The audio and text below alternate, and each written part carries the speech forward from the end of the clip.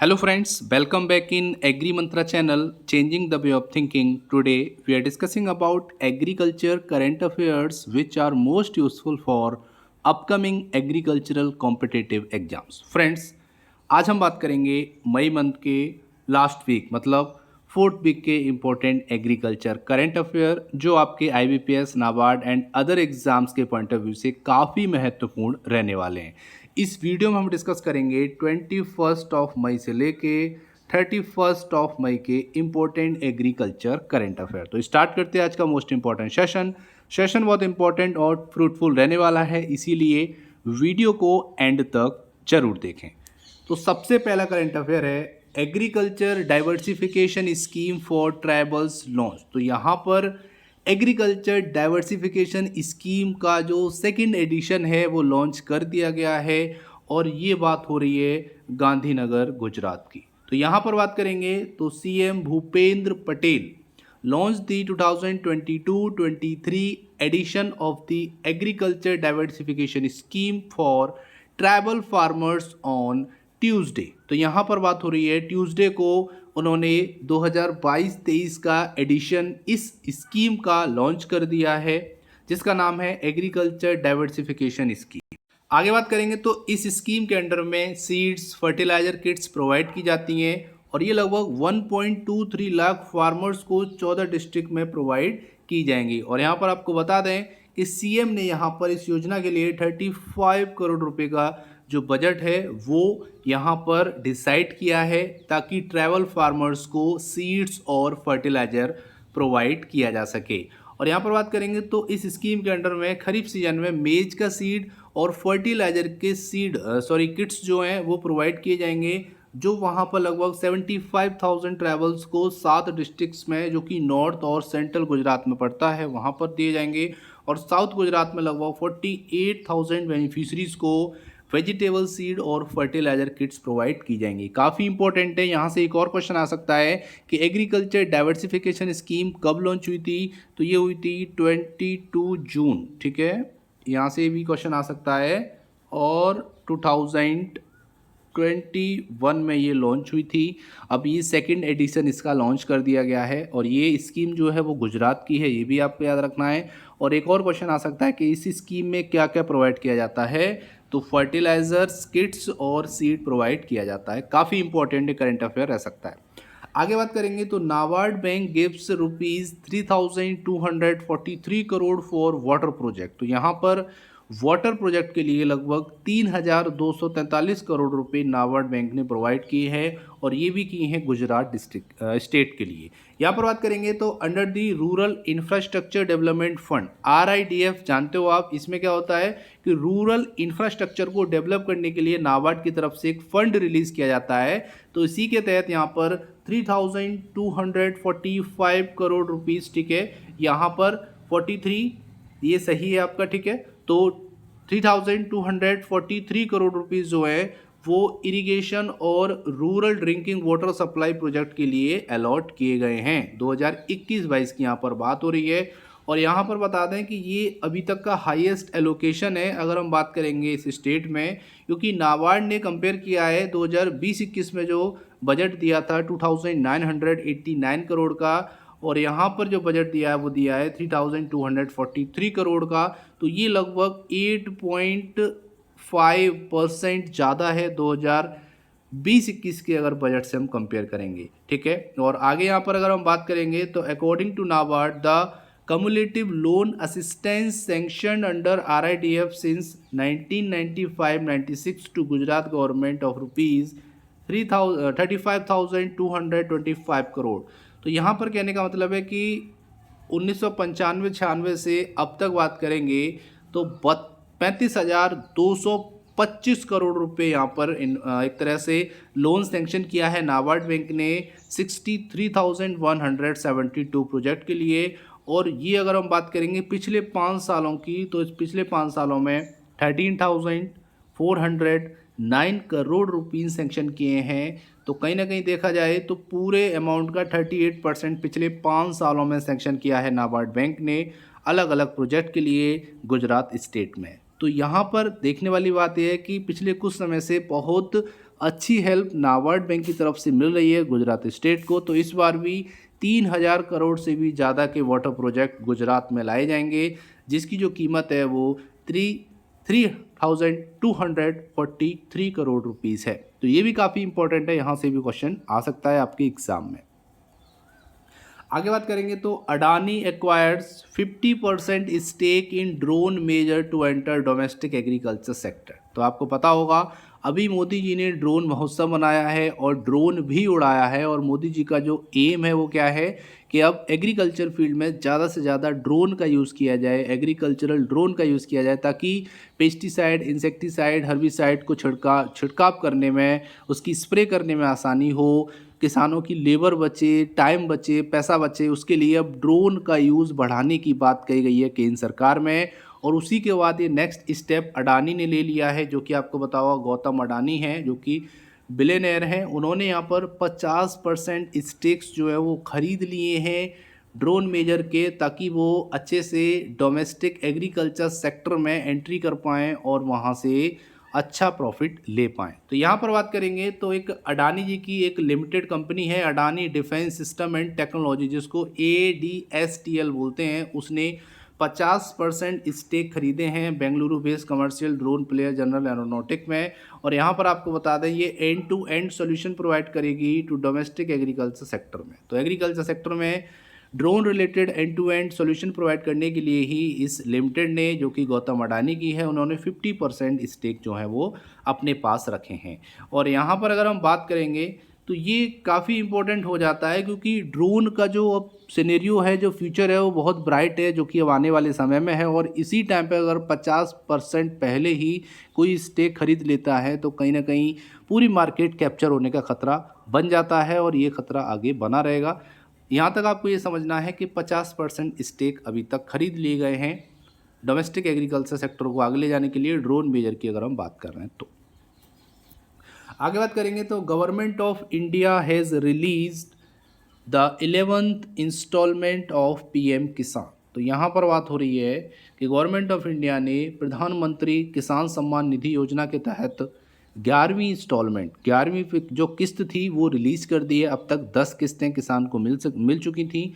अब जो किस्त है वो 11वीं किस्त है, जो कि रिलीज हो चुकी है 31 मई 2022 को। ये जो किस्त है वो रिलीज़ की गई थी। यहाँ पर अगर हम बात करेंगे, the central government has release the 11th instalment of financial benefit under the Pradhan Mantri Kisan Samman Nidhi PM Kisan scheme by transferring an amount around 21,000 crore to 11 crore farmers. तो 21,000 करोड़ से भी ज़्यादा की जो राशि है वो 10 करोड़ किसानों के खातों में भेजी गई है। तो ये बहुत बड़ा अमाउंट है, चाहे वो किसानों की बात कर लो या अमाउंट की बात कर लो।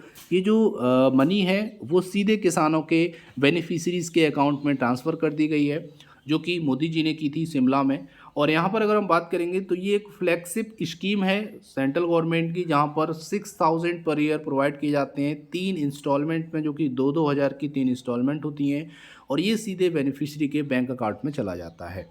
और यहाँ पर अगर हम बात करेंगे तो जिसकी भी 2,000 रुपये की किस्त नहीं आई है वो गवर्नमेंट ऑफ इंडिया की जो हेल्पलाइन नंबर है PM किसान वेबसाइट पे, वहाँ पे कांटेक्ट कर सकते हैं, या फिर वो कंप्लेन भी कर पाएंगे। अब यहाँ पर बात आती है कि PM किसान स्कीम कब लॉन्च हुई, ये भी क्वेश्चन बन जाता है।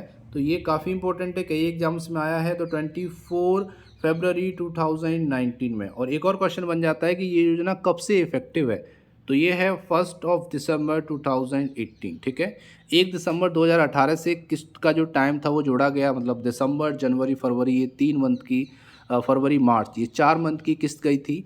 तो इस तरीके से 1 दिसंबर 2018 से इसका बोल सकते हो जो इफेक्टिव हुई थी वो 1 दिसंबर 2018 से हुई थी।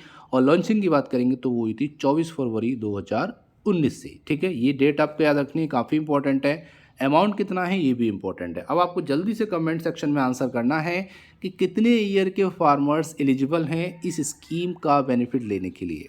मतलब इसकी अगर आयु संबंधित पात्रता की बात करें तो कितनी आयु के किसान इस योजना में अपने आप को पंजीकृत कर सकते हैं, इसका सही आंसर आपको कमेंट बॉक्स में लिख के भेजना है।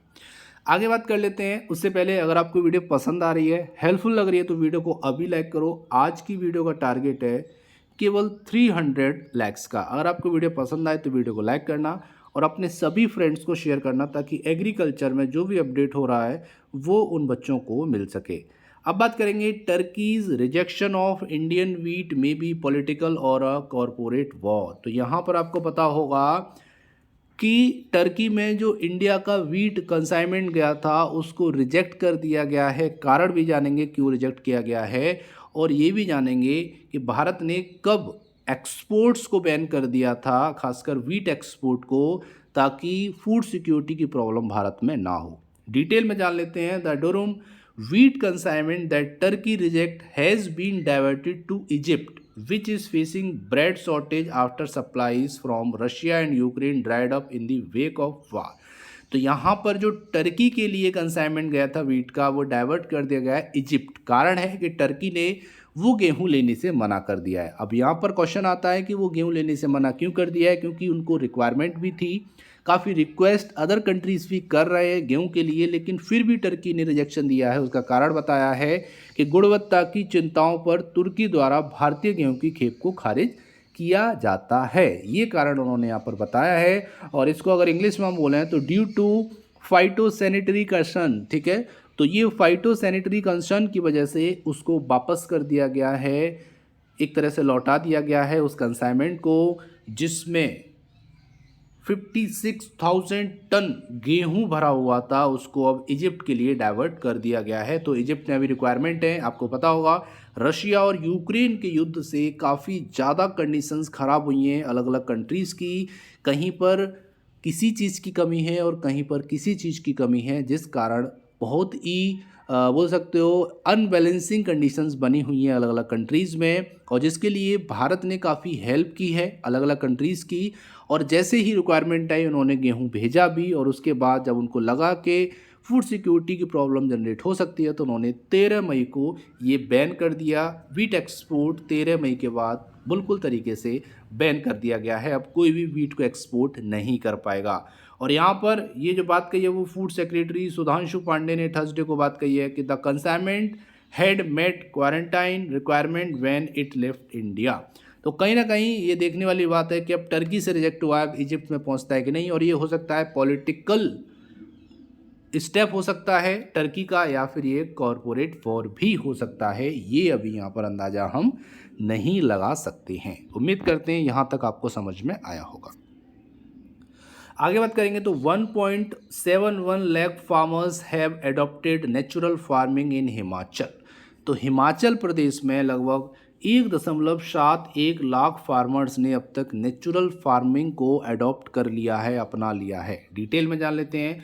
तो वहाँ के सीएम हैं मिस्टर जयराम ठाकुर। उन्होंने यहाँ पर फोकस किया है कि हमको ज़रूरत है टेक्नोलॉजीज़ को लैब से अपने फार्म लैंड में ले जाने की, अपने फार्म में ले जाने की, जहाँ पर किसान किसी भी फसल को उगाता है। और यहाँ पर बात कही है, और ये बात हुई है 2 दिवसीय 12वीं नेशनल केवीके कॉन्फ्रेंस के दौरान। उन्होंने यहाँ पर बात कही है doctor YS Parmar university of horticulture and forestry नौनी में, ठीक है। यहाँ पर ठाकुर ने बोला है कि वी हैव स्टार्टेड द प्राकृतिक खेती कुशल किसान योजना, जिसका बजट है 25 करोड़ रुपये, जो कि एक लॉन्ग टर्म फार्मर्स के वेलफेयर के लिए योजना है।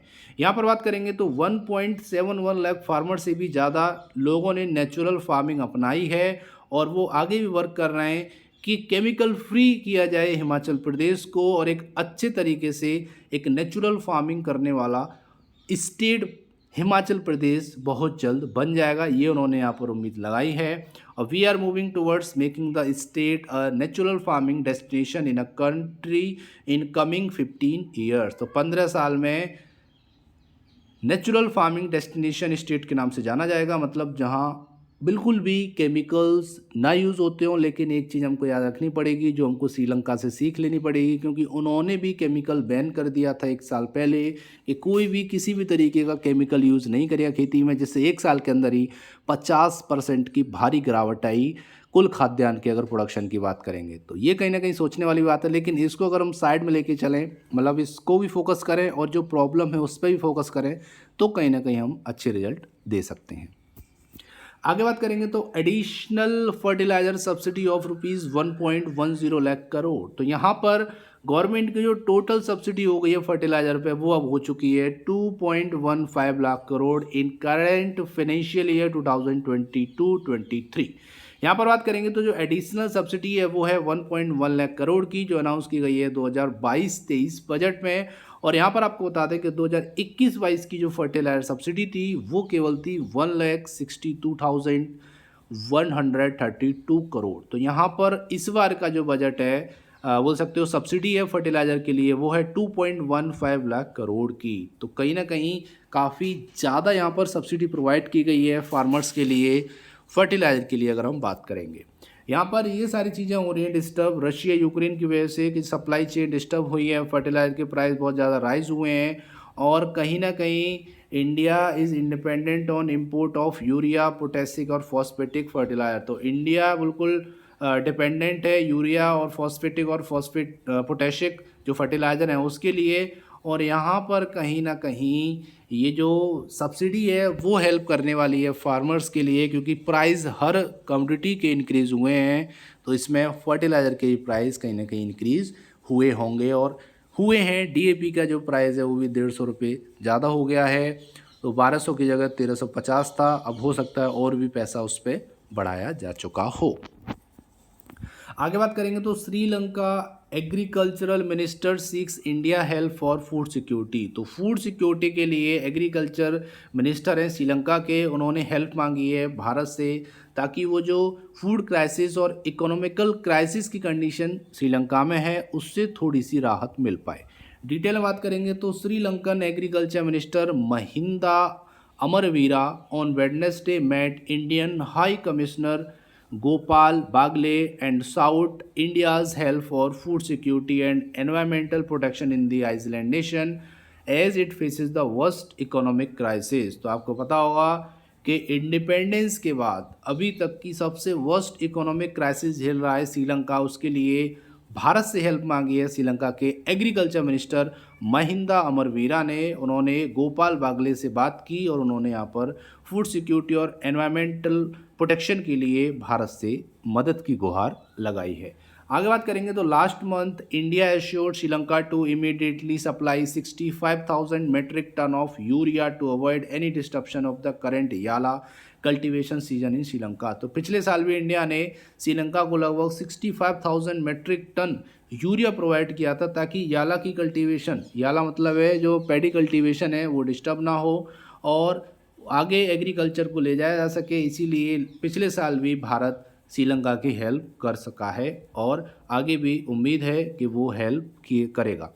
आगे बात करेंगे तो जो प्रेसिडेंट थे श्रीलंका के गोटबाया राजपक्षे, उन्होंने एक डिसीजन लिया था लास्ट ईयर में कि वो केमिकल फर्टिलाइज़र को बैन कर देंगे, ठीक है।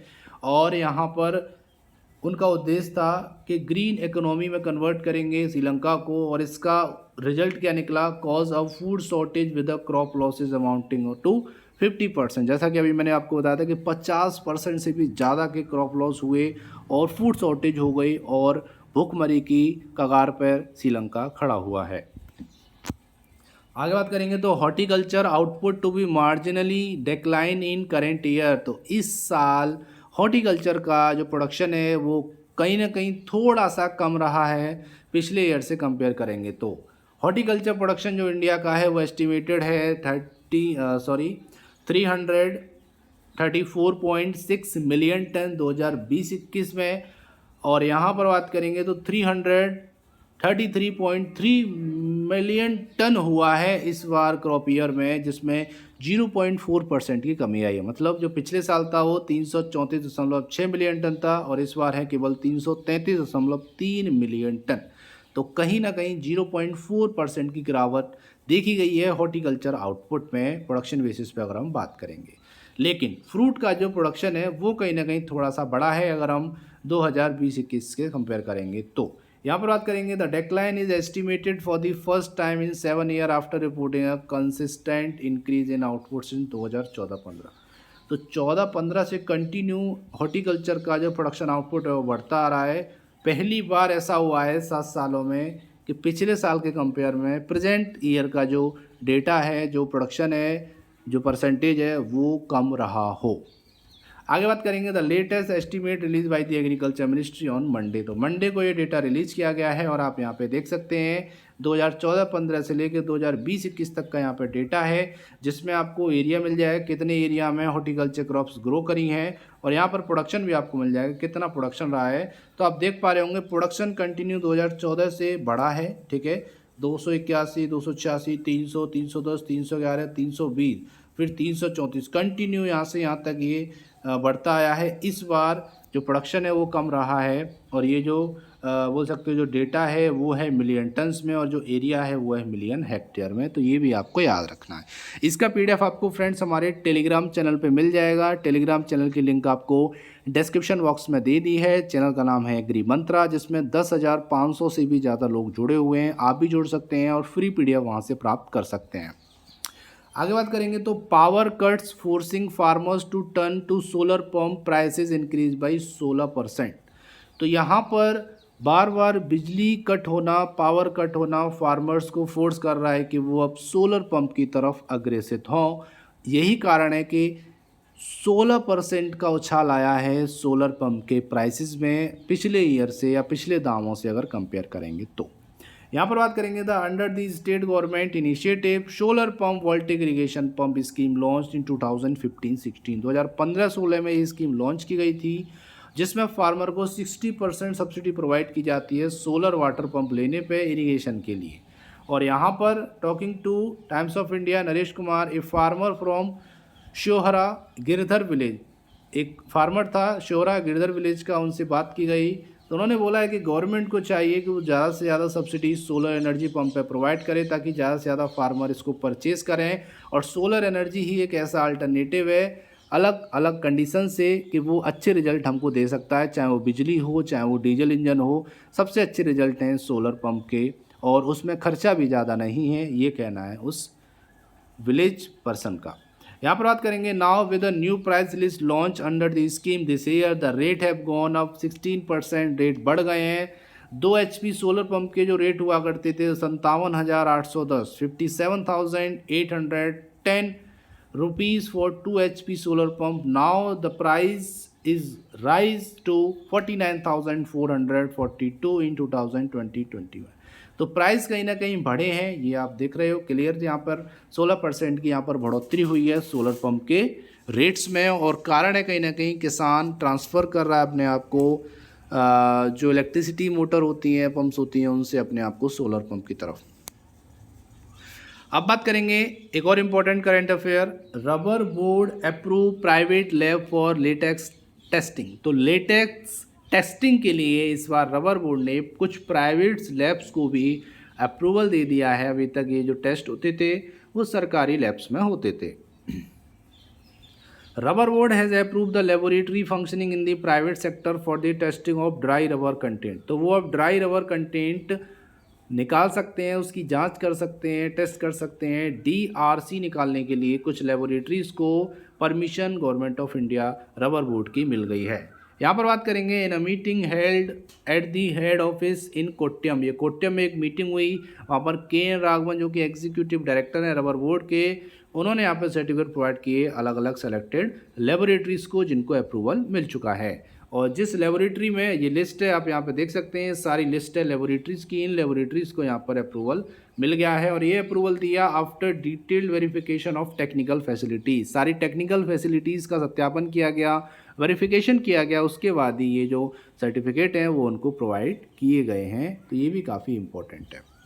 अब बात करेंगे आज के स्पेशल क्वेश्चन की, लेकिन उससे पहले बात करेंगे पिछले वीडियो में पूछे गए क्वेश्चन के आंसर के बारे में। तो पिछले वीडियो में जो क्वेश्चन था वो था rural travel technical training project was inaugurated from which place. तो यहाँ पर क्वेश्चन है कि rural travel technical training project कहाँ पर इनॉग्रेट किया गया। आंसर है भोपाल। सभी स्टूडेंट ने सही आंसर किया था इस क्वेश्चन का, तो उसके लिए बहुत बहुत थैंक यू। अब बात करेंगे आज के स्पेशल क्वेश्चन की, जिसका सही आंसर आपको कमेंट बॉक्स में लिख के भेजना है। क्वेश्चन है what is the theme of the world no tobacco day 2022। तो 2022 के नो टबैको डे का थीम क्या था, उसका थीम आपको बताना है। ऑप्शन है tobacco a threat to our humanity, tobacco a threat to our environment, tobacco a threat to our health, और डी है डेंजर ऑफ स्मोकिंग। इसका सही आंसर आपको कमेंट बॉक्स में लिख के भेजना है। हम आपके वैल्यूएबल कमेंट का आंसर का बेसब्री से इंतजार कर रहे हैं। तो ये था आज का इंपॉर्टेंट सेशन। उम्मीद करते हैं सेशन पसंद आया होगा, हेल्पफुल लगा होगा। अगर वीडियो पसंद आई तो वीडियो को अभी लाइक करो और ज़्यादा से ज़्यादा लोगों तक शेयर करो ताकि सभी स्टूडेंट तक ये वीडियो पहुंच सके। और अगर आप इसका पीडीएफ चाहते हैं तो हमारे टेलीग्राम चैनल से ले पाएंगे। चैनल का लिंक आपको डिस्क्रिप्शन बॉक्स में दे दिया है। बाकी आप एग्री मंत्रा नाम से टेलीग्राम पर सर्च कर पाएंगे, वहाँ पर आपको ये चैनल मिल जाएगा। वहाँ पर 10,500 से ज़्यादा लोग जुड़े हुए हैं, तो वहाँ पर आप फ्री पीडीएफ इसका डाउनलोड कर सकते हैं। आज की वीडियो में बस इतना ही। मिलते हैं पहले वीक जो कि जून का रहने वाला है उसके इम्पोर्टेंट करेंट अफेयर जो आपको बहुत जल्द मिलने वाले हैं। 7 तारीख के बाद आपको फर्स्ट वीक ऑफ जून के एग्रीकल्चर करेंट अफेयर मिल जाएंगे। तब तक के लिए धन्यवाद, बाय बाय, नमस्कार।